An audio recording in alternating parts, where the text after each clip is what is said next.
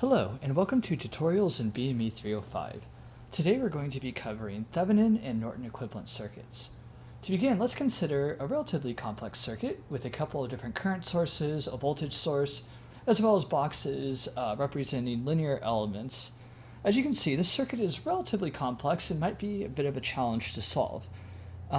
We also have output terminals A and B to which we can connect a load. So Thevenin and its dual Norton's theory states that any linear electrical network, in this case a circuit, can be replaced at the load terminals, in this case A and B, by an equivalent combination of a voltage source VTH in series connection with a resistance RTH, which is a Thevenin equivalent, or a current source IN in parallel with resistance RN. So Thevenin and Norton equivalent circuits are duals with Ohm's law, and they look like this.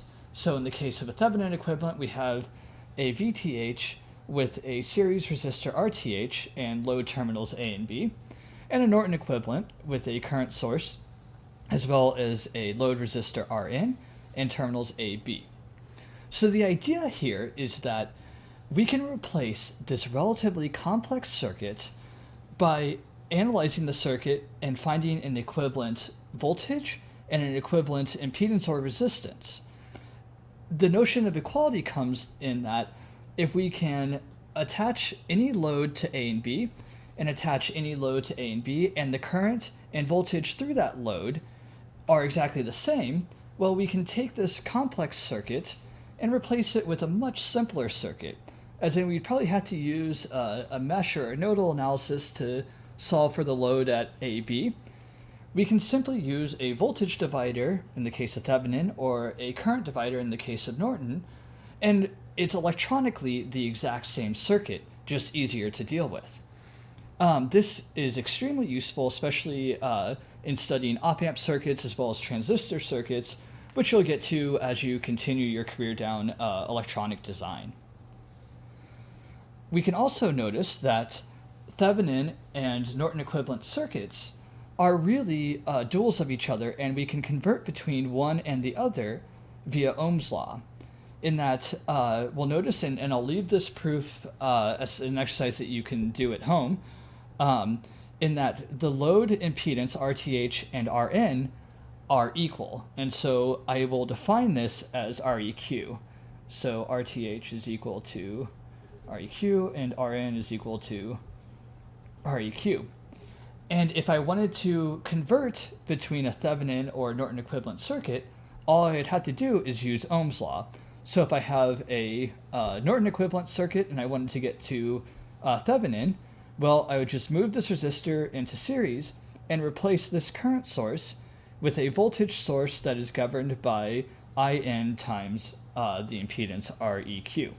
Likewise, I can convert from a Thevenin equivalent circuit to a Norton equivalent circuit by dividing VTH by REQ. So once we have one, we can easily move between the two just by using Ohm's law. And again, the whole idea here is that we can reduce these complex circuits into much easier to analyze simple circuits. To convince yourself of the usefulness of this, think back to our analysis of the core conductor model and reducing it to a Thevenin equivalent circuit. The Thevenin equivalent circuit is going to be much easier to deal with than the multi-branch reduced core conductor model. So with that, let's get into a procedure on how to proceed in analyzing or finding Thevenin and Norton equivalent circuits. So for both Thevenin and Norton, we begin the same by if there's any load attached to our load terminals, in this case A and B, we detach that load impedance. Then at step 2, this is where we start diverging a little bit. With a Thevenin equivalent, we'll leave that AB as an open circuit, but in a Norton equivalent, as we're trying to find Norton's equivalent, we'll short circuit that terminal AB.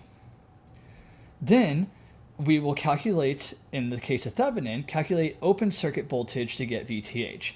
And this is the open circuit voltage across AB. So we'll call that VAB. In the Norton, we'll calculate the short circuit current through terminal AB for the equivalent Norton current source.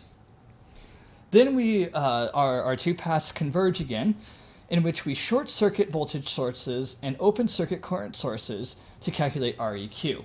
And I'll use this to calculate the equivalent resistance by using the rules of series and parallel combinations of resistors.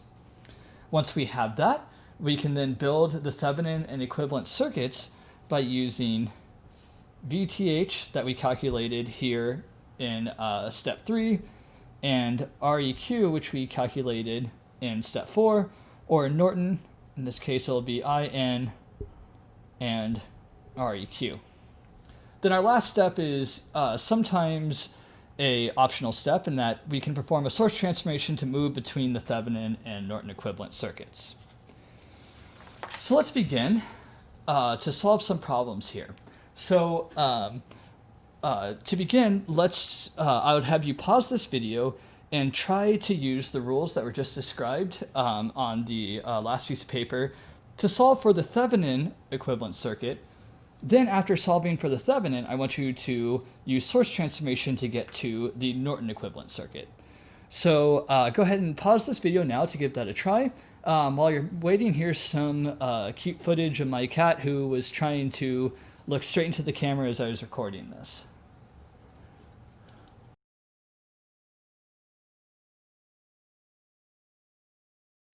Now we're back, so let's go ahead, and the first thing that we want to do is detach any load here that would be across VOC. We don't have any load here, so that step has already been completed for us. So let's go ahead and calculate VOC. The first thing that we can notice is that we have a nice set of parallel resistors that we can go ahead and reduce to make our analysis a little bit easier. So let's go ahead and do that. So I'll redraw this. 4.2 volts.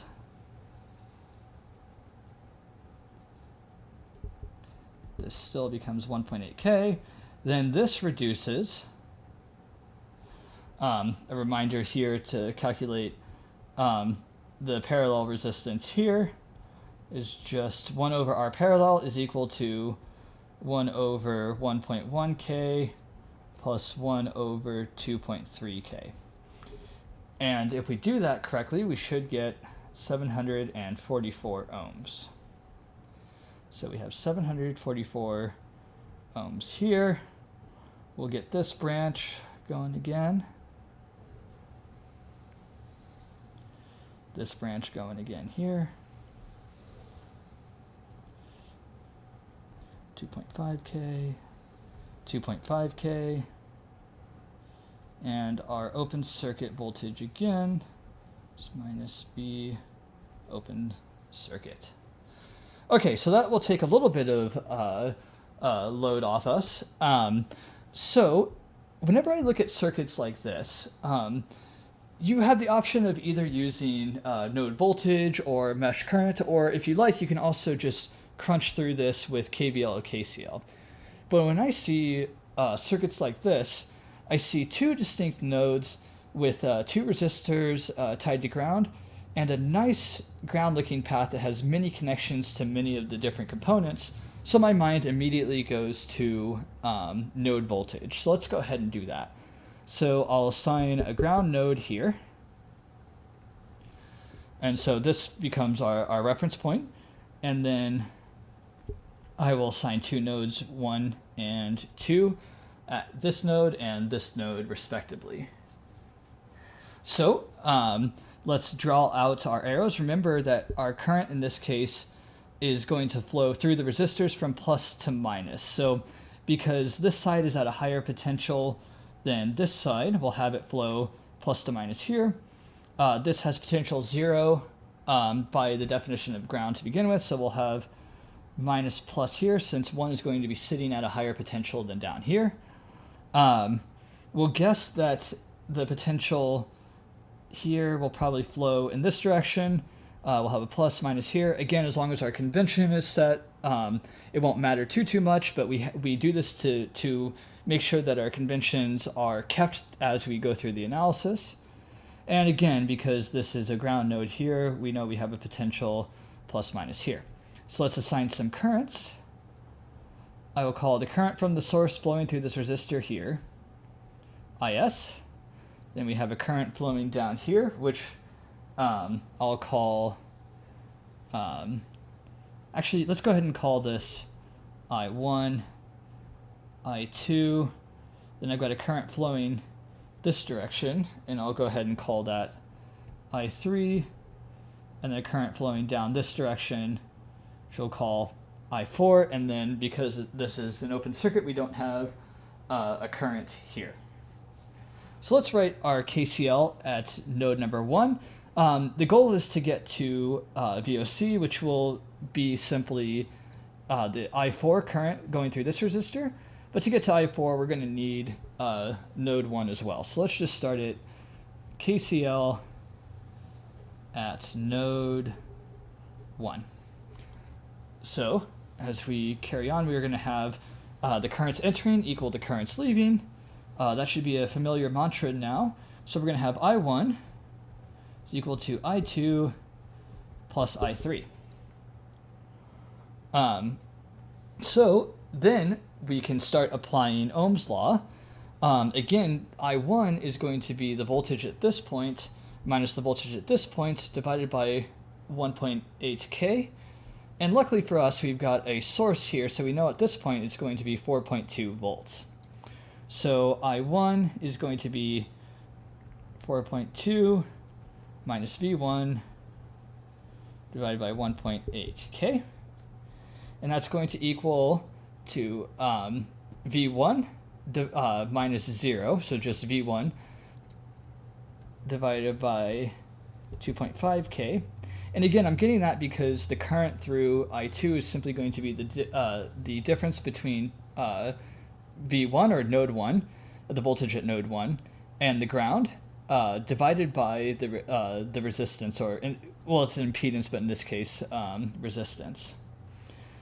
Likewise, we're going to have I3, which is going to be simply V1 minus V2 divided by 744. V1 minus V2 over 744. Okay, so what we notice here is we're getting somewhere. We have a V1. We got one equation, but we have two unknowns. So we need to write an expression for V2. So then let's go ahead and write KCL at node 2. And we'll notice something kind of interesting pops up here in that if we look at the currents entering and currents leaving, because we have an open circuit here, again, we'll notice an interesting relationship here in that I3 is equal to I4, since the currents entering node number 2 will equal the currents leaving node number 2. So just as a note, I4 is going to be V2 over 2.5K. And if we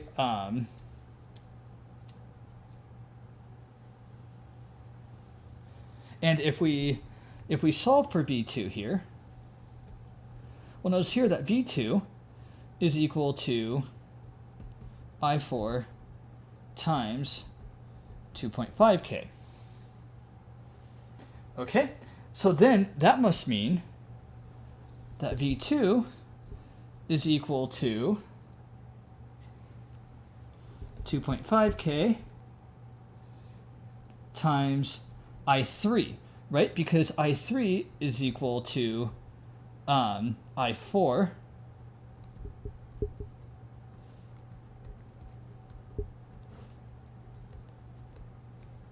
so we can simply make this substitution here. So V1 minus V2 divided by 744. Excellent. So now we have an expression for for V2 that we'll be able to plug in back up here to our KCL at node 1. Let's simplify this a little bit to make our lives easier. So then if we multiply everything by 744, just to get it out of the denominator, we're going to have 744 V2 equal to 2.5K times V1 minus V2. Simplifying this, simplifying this a little bit more.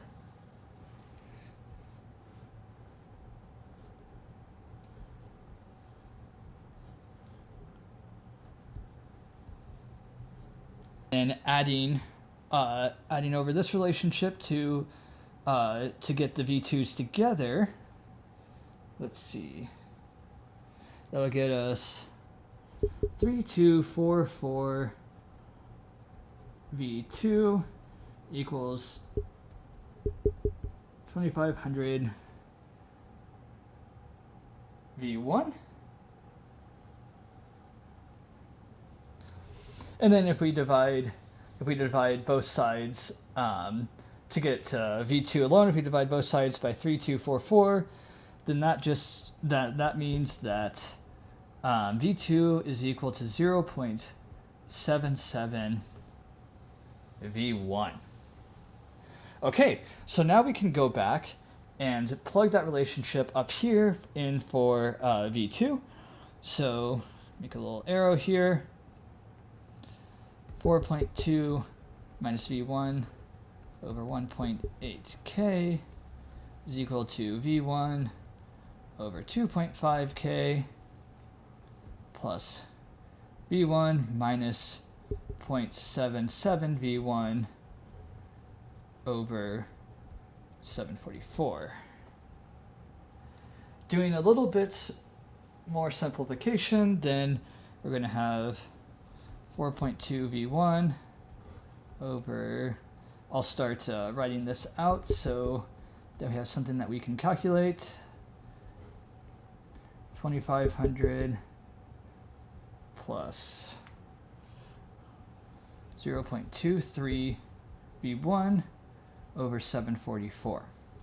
Okay, now we've got a simplified equation which only involves V1. So we'll calculate V1 and then use it to solve for V2, and we'll then use that to get VOC. So if we calculate this out, then V1 must be equal to 1.84 volts. Now, V2 is equal to 0.77 times V1. So V2 is then equal to 1.423 volts. Now notice this relationship up here. We have now V2, which is also the voltage of the open circuit, so VOC. So now we have found VOC, which is equal to V2, which is equal to our VTH. So now that we've got that, now we need to start looking at how we might calculate our REQ. So to calculate REQ, let's start in on this partially reduced circuit, getting these parallel resistors into their equivalent form eases our solving of REQ. So the first thing that we want to do is short circuit our voltage source. So by applying a wire here, what this begins to look like now is we're going to have a short circuit here. The 1.8K ohm resistor stays here. Then we have the 2.5K ohm resistor. During this part of finding the Thevenin equivalent, you'll see me redrawing the circuit several times. And I suggest you do that too as you do parallel and series resistor combinations. It will ease with your analysis and keeping track of what is series and what is parallel as you go on. So we have this equivalent circuit. Notice what's happening here. I'm going to redraw this one more time because you'll notice that we've got a connection point here, and both of these resistors are tied to ground. So what that also kind of looks like, and what you can redraw it as,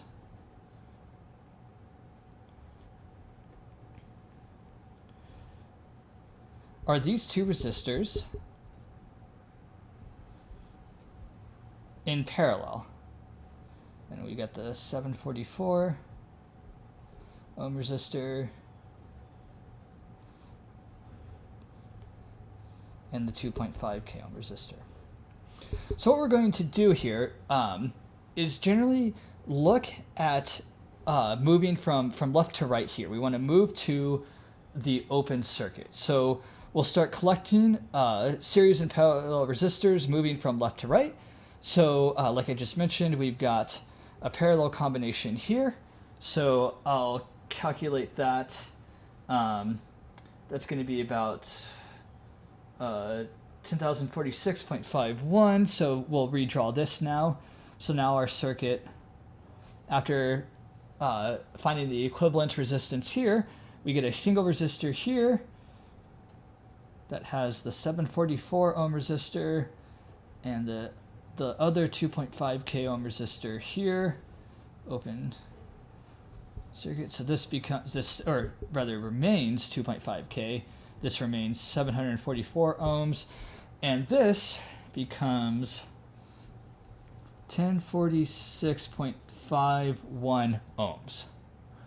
Okay, so now let's look at where we are.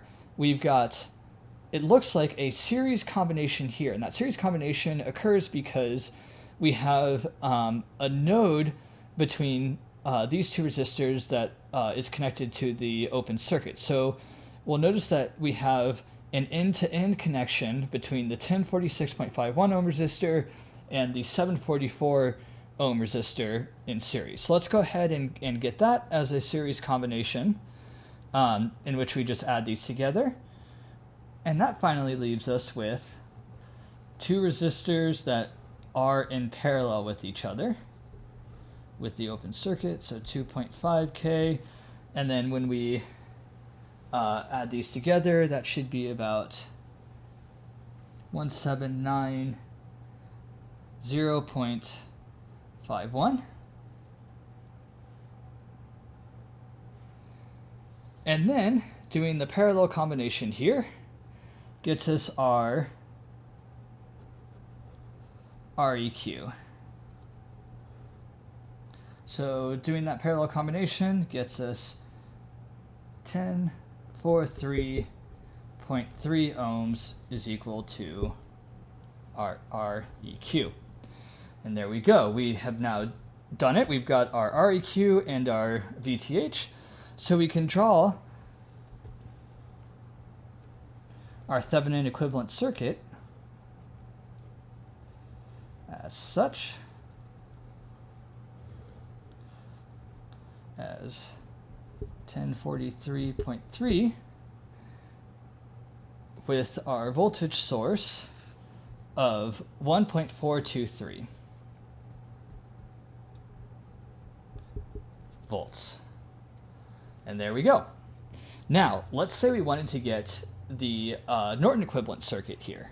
So the Norton equivalent circuit, we'll just take this resistor and move it in parallel and swap this out for a current source. So we'll put a current source here, a resistor in parallel with that. Now remember, that resistor is going to have the same value between the two, so 1043.3.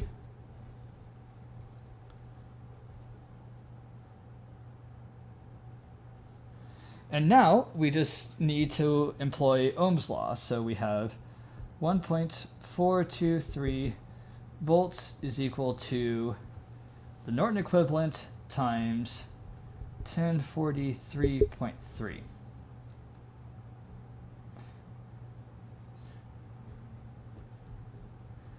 Which means calculating IN to be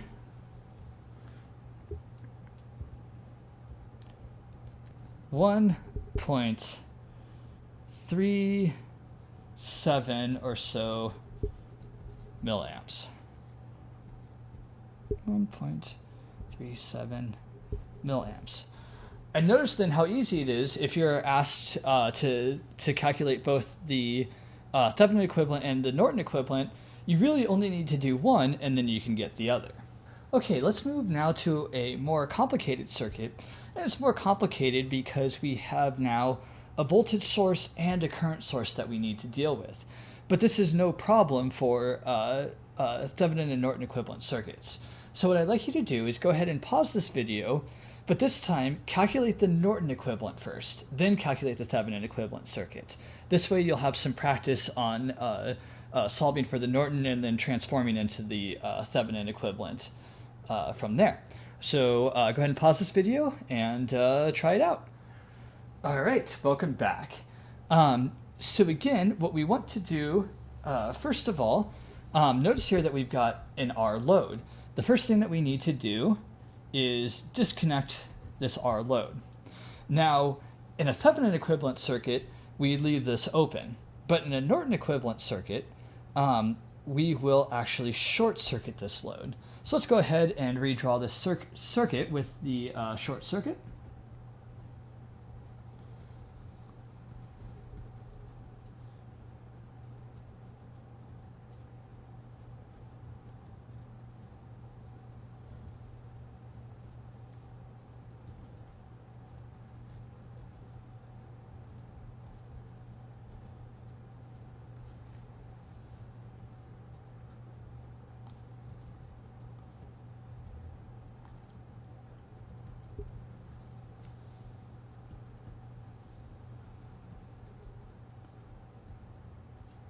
All right, so we now have our short circuit in place. And again, when I see circuits like this, my immediate thought is to go to a node voltage analysis. So let's go ahead and do that because we've got a nice ground terminal here that is exacerbated by the short circuit here that will actually prove to be quite useful. So let's get our ground terminal placed here. And now we'll declare these nodes node 1 and node 2 respectively. And we'll also draw out our current sources, or our currents rather, into the nodes. So starting at this voltage source, we notice that this side of the resistor will sit at a higher potential, so we'll call that the plus terminal, and this side should sit at a lower potential, and we'll call that the minus terminal, and we'll call this current source IS, or this current rather. This side of the resistor here, the 40 ohm resistor, sits at a higher potential than the side tied to ground, so we'll put a minus sign here and a plus sign here. We'll call this I1. Now notice something interesting here. We're just going to call this, we don't have any Ohm's law to exploit here, so we're just going to call this I2. And then we will call this current moving through this loop as IX. IX will be here, and this is because this side will sit at a higher potential than this side. So let's carry on with our node voltage. We'll first do KCL at node number 1. And notice here that IX is really what we're looking for, because it's going to be the current through that short circuit. So KCL at node 1. So that is going to be IS is entering the node, and then I1 and I2 are going to be leaving the node. So we then use Ohm's law here. So IS is going to be the voltage of the voltage source minus V1 divided by 10 ohms. So we're going to have 10 minus V1 divided by 10 ohms is going to equal the voltage here minus the voltage here. This is our ground terminal, so that ends up going to be 0. So we're just going to have V1 divided by 40 for I1 plus I2. It seems that we've hit a snag, but in many ways we really haven't.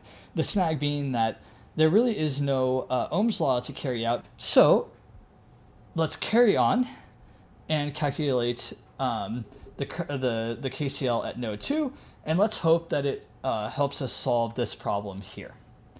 So at 2, we're going to have we have a current entering, in this case I2, a current leaving in 2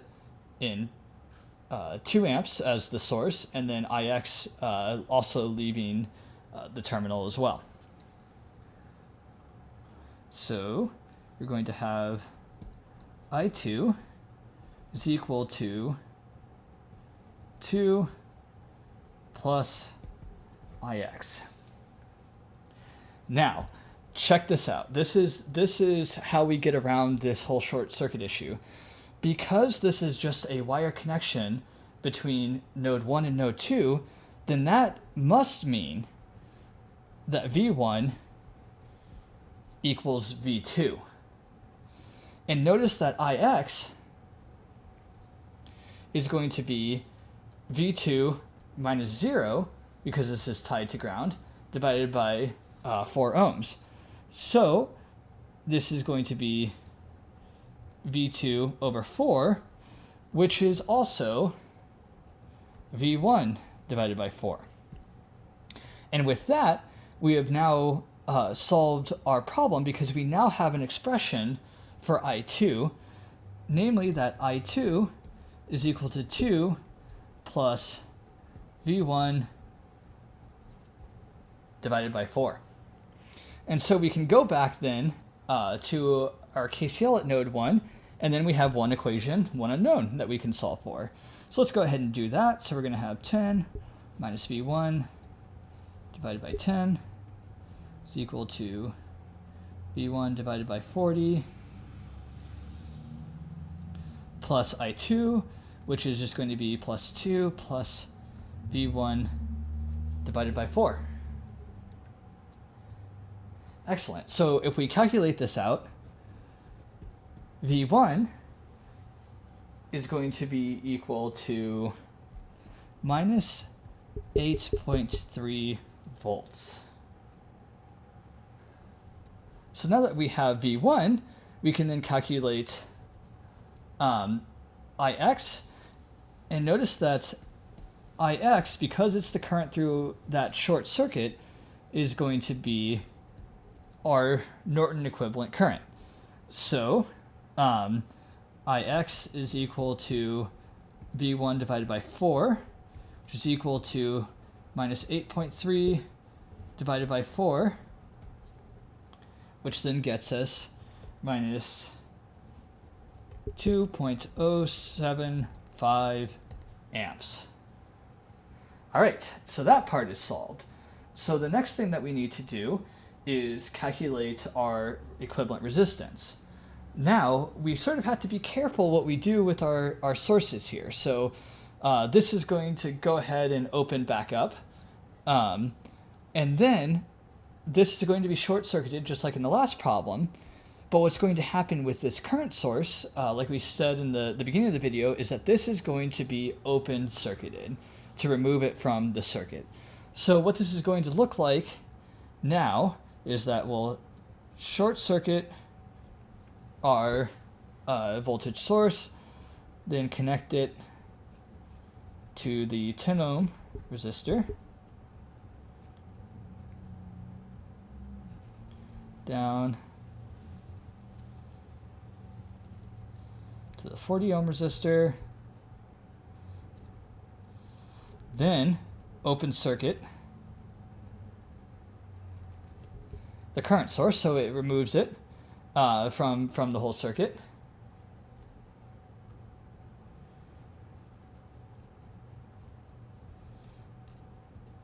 Connect our 4 ohm load,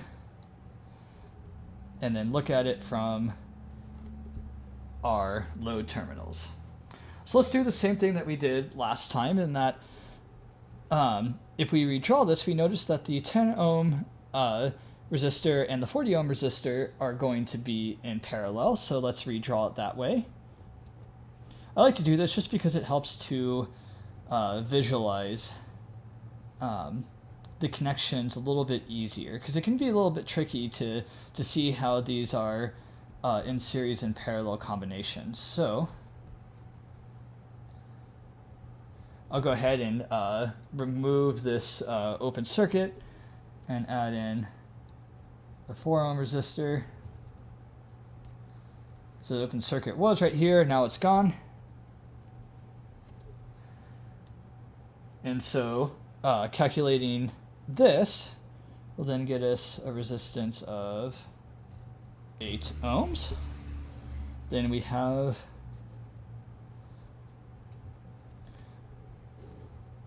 a nice series combination of 8 ohms and 4 ohms, so these simply add.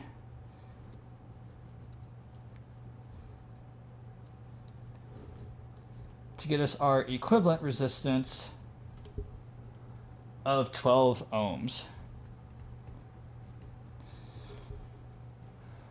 So then we can get to our Norton equivalent by drawing out. Now notice here that I've got a negative IN. So I'm going to draw the arrow in the reverse direction and set it to 2.075 amps. Now you could have the arrow pointing up with a negative 2.075 amps. That would be an equivalent statement as well. So then we drop our parallel resistor here, connect it to ground, and add our load terminals.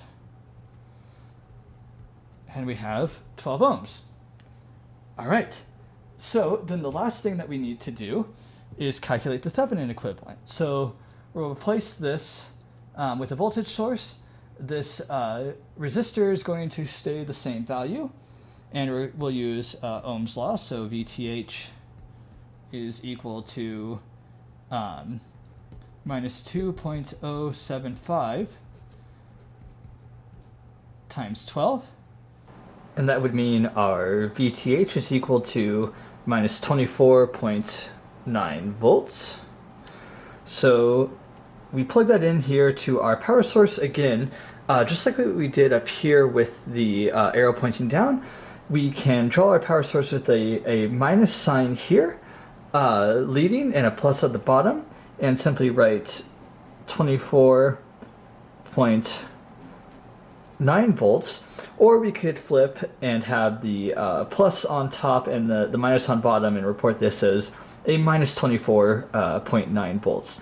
Again, they're equivalent information. And then we'll place our load resistor in series with our power source, and we have our load terminals, and there we go. We have our Thevenin equivalent circuit. So as you can see, if we solve for one, the Thevenin or the Norton, we can easily get back to the other, the Norton or the Thevenin, just by using a simple source transformation and Ohm's law. And with that, I'd like to thank you for tuning into this video. As always, if you have any questions, feel free to reach out. And with that, I thank you very much.